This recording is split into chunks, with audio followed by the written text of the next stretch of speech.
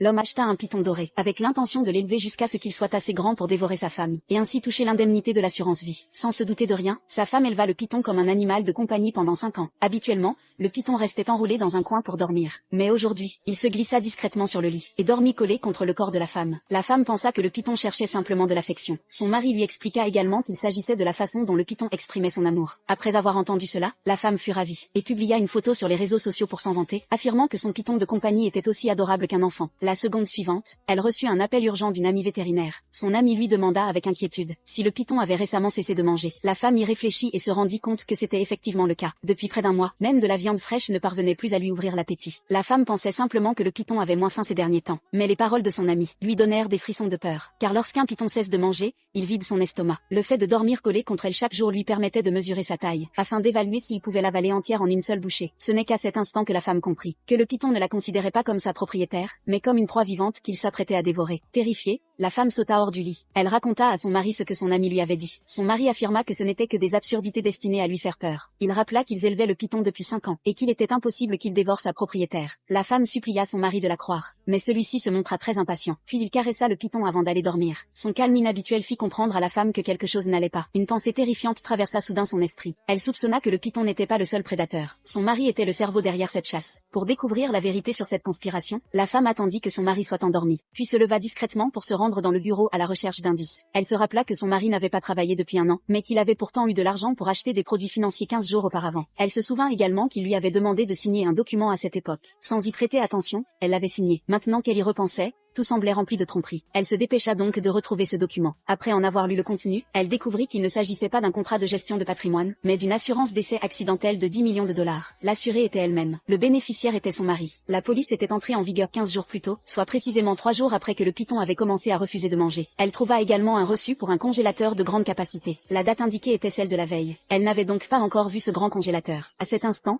la femme se sentit complètement anéantie. Elle n'aurait jamais imaginé que son mari, toujours attentionné et prévenant, avait déjà préparé un espace de digestion pour que le python puisse la dévorer. La vérité lui transperça le cœur comme une lame, mais elle savait que ce n'était pas le moment de s'abandonner à la tristesse. Après avoir soigneusement remis les documents à leur place, elle s'enfuit discrètement de cette maison infernale. Une fois dans sa voiture, elle appela immédiatement son amie à l'aide, lui expliquant que son mari voulait la tuer. Après avoir retrouvé son amie, celle-ci lui expliqua que ce comportement chez les pythons relevait de leur instinct animal primitif. Après un entraînement prolongé, leur attention pouvait être focalisée sur une cible précise, en l'occurrence la femme. Quant au congélateur à basse température, il constituait l'abri et la chambre de digestion idéale pour le python, tout comme les serpents qui, après avoir mangé, restent dans une grotte pour digérer et hiberner. En constatant à quel point le mari était impitoyable, l'amie décida elle aussi de participer à la vengeance. Elle allèrent immédiatement acheter des sédatifs. La quantité était suffisante pour endormir un éléphant, mais elles ignoraient